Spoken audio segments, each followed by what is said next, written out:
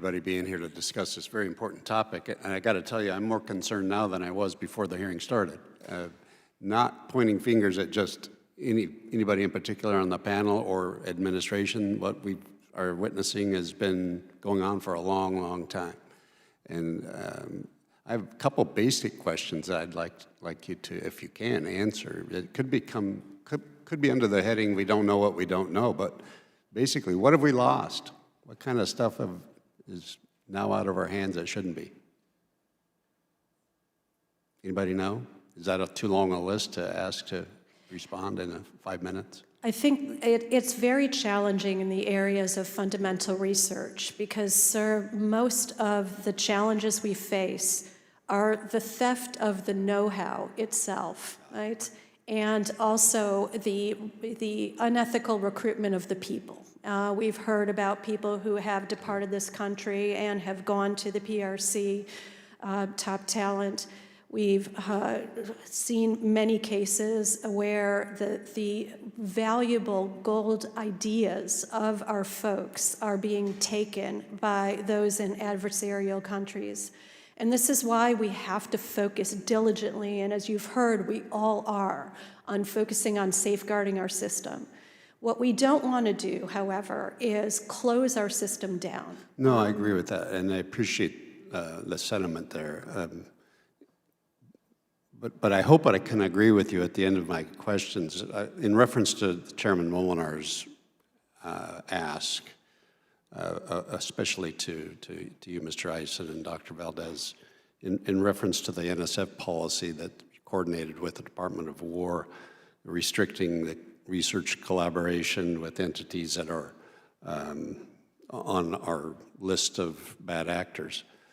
What I'm looking for is a clear commitment on the part of your agencies that yes, absolutely, we're working toward that because we want to close this door.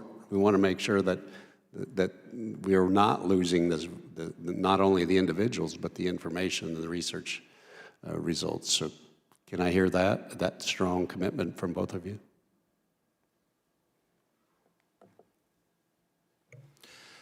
So, as I noted earlier, the policy that NSF in their Dear Colleague letter came out last week, we are currently reviewing it, and we understand what's been identified there, and happy to work with you in this committee over the coming months. Thank you.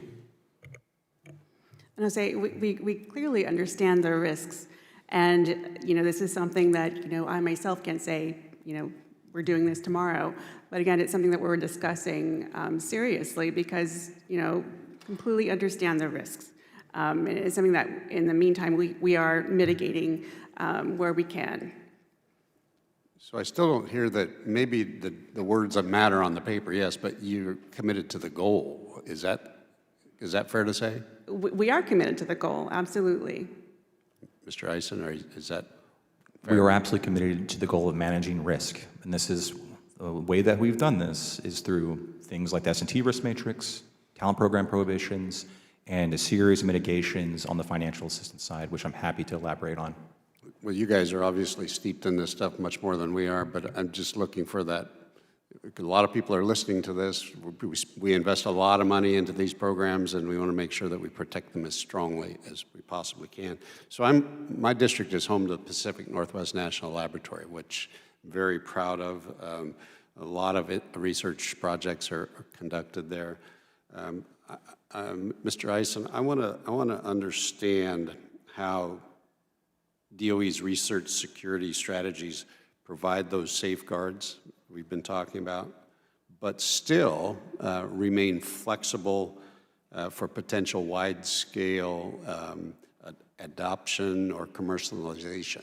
So it's a really tough thing to balance, but could you elaborate on that? I know you talked about it some. Absolutely, that's a great question. So as I mentioned earlier, we have these various mitigations across the complex: S&T risk matrix, talent program prohibition, vetting, enhanced vetting for national access, right? So we, and I think all three of us would agree, need to strike the right balance from protecting as well as promoting.